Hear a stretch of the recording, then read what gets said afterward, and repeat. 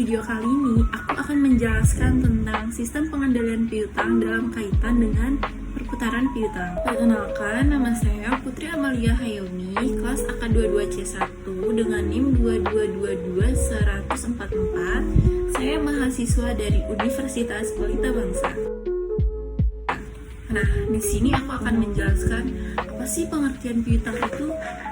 Pengertian piutang itu adalah piutang merupakan bentuk penjualan yang dilakukan oleh suatu perusahaan di mana pembayarannya tidak dilakukan secara tunai, namun bersifat bertahap. Penjualan piutang artinya lebih jauh perusahaan menerapkan manajemen kredit, dan salah satu target dari manajemen kredit adalah tercapainya target penjualan sesuai dengan perencanaan serta selanjutnya menunggu masuknya dana angsuran ke kas perusahaan. Next, ada perputaran piutang. Nah, perputaran piutang atau receivable turnover bagi perusahaan sangatlah penting untuk diketahui karena makin tinggi perputaran piutang, maka piutang yang dapat ditagih oleh perusahaan makin banyak, sehingga akan memperkecil adanya piutang tidak tertagih dan melancarkan arus kas. Selain itu, dengan adanya perputaran piutang atau receivable turnover, maka akan dapat diketahui bagaimana kinerja bagian marketing dalam mencari pelanggan yang potensial membeli akan tetapi juga potensial membayar piutangnya. Nah, menurut Kak Asmir menyatakan bahwa perputaran piutang atau turnover receivable itu merupakan rasio yang digunakan untuk mengukur berapa lama penagihan piutang selama satu periode. Perputaran piutang dianggap memiliki hubungan relatif dengan syarat penjualan perusahaan.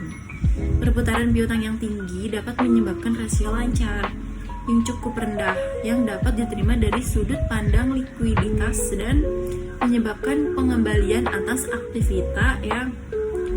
aktiva yang lebih tinggi. Nah, ini perputaran piutang dapat dirumuskan sebagai berikut ya teman-teman.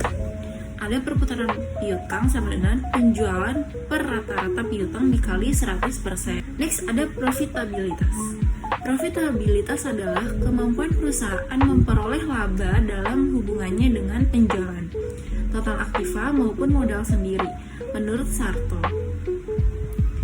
jumlah laba bersih kerap dibandingkan dengan ukuran kegiatan atau kondisi keuangan lainnya, seperti penjualan, aktiva, ekuitas, pemegang saham untuk menilai kinerja sebagai suatu persentase dari beberapa tingkat aktivitas atau investasi. Next, ada analisis perputaran piutang.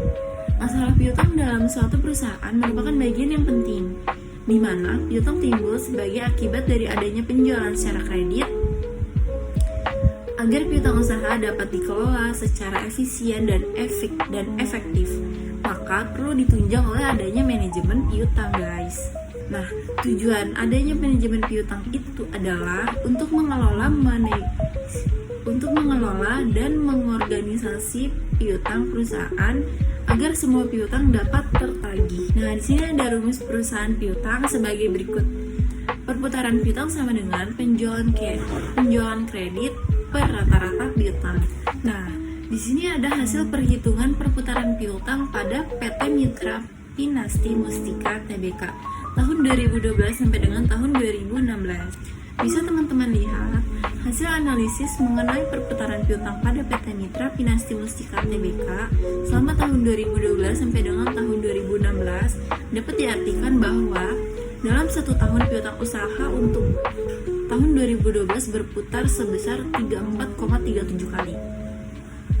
Lalu tahun 2013 berputar sebesar 31,8 kali, tahun 2014 berputar sebesar 22,85 kali, tahun 2015 berputar sebagai 18,40 kali, dan tahun 2016 berputar sebesar 21,9 kali.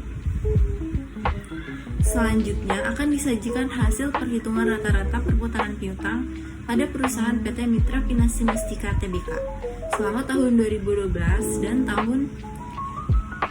sampai dengan tahun 2016 yang dapat disajikan pada tabel berikut. Di sini ada hasil perhitungan perputaran piutang pada PT Mitra Pinasti Mustika Tbk tahun 2012 sampai dengan tahun 2016. Nah, Dari yang teman-teman lihat yakni hasil perhitungan perputaran piutang selama 5 tahun terakhir, di mana tahun 2013 mengalami penurunan karena adanya kenaikan rata-rata piutang. Sedangkan tahun 2014 sampai tahun 2015 yang menunjukkan bahwa perputaran piutang mengalami penurunan karena adanya kenaikan rata-rata piutang yang terjadi selama 4 tahun terakhir.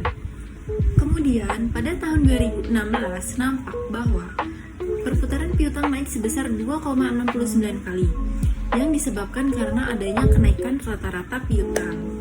Kemudian pada tahun 2016 nampak bahwa perputaran piutang naik sebesar 2,69 kali yang disebabkan karena adanya kenaikan rata-rata piutang. Nah, itu tadi video penjelasan tentang sistem pengendalian piutang dalam kaitan dengan perputaran piutang. Semoga bermanfaat bagi kalian yang sudah menonton. Sekian dari saya. Wassalamualaikum warahmatullahi wabarakatuh. See you next video. Bye-bye.